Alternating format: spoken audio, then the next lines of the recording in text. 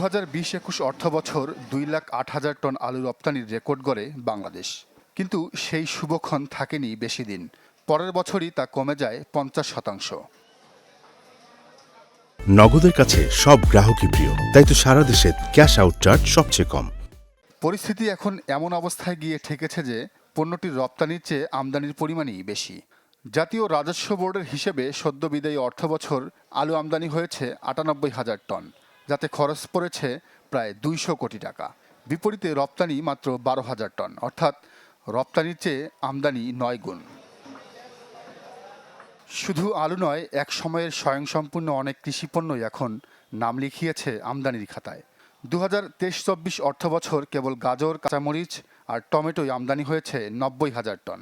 এমন পরিস্থিতিতে ভবিষ্যৎ সংকট বিবেচনায় দেশীয় উৎপাদনের উপর জোর দিলেন কৃষি অর্থনীতিবিদ ডক্টর জাহাঙ্গীর আলম। তেল, ডাল ইত্যাদির ক্ষেত্রে এবং বিশেষ করে পেঁয়াজ এবং অন্যান্য মশলা বা ফসলের ক্ষেত্রে আমরা যদি ভালো জাত উদ্ভাবন করতে পারি এবং আধুনিক কলা কৌশল গ্রহণ করতে পারি, তাহলে উৎপাদন যথেষ্টই বাড়ানোর সম্ভাবনা আছে।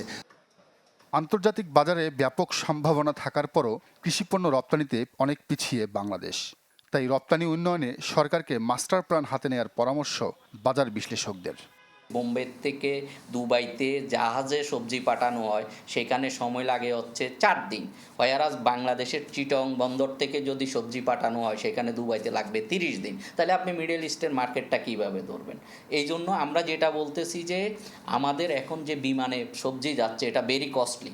আমাদেরকে আসলে আলটিমেটলি যদি সবজির বাজার এবং ফলের বাজার আন্তর্জাতিক বাজারে ধরে রাখতে হয়, তাহলে আমাদেরকে জাহাজে সবজি এবং ফলমূল পাঠাইতে হবে। সেই ক্ষেত্রে আমাদের শেলফ লাইফটা ইনক্রিজ করতে হবে।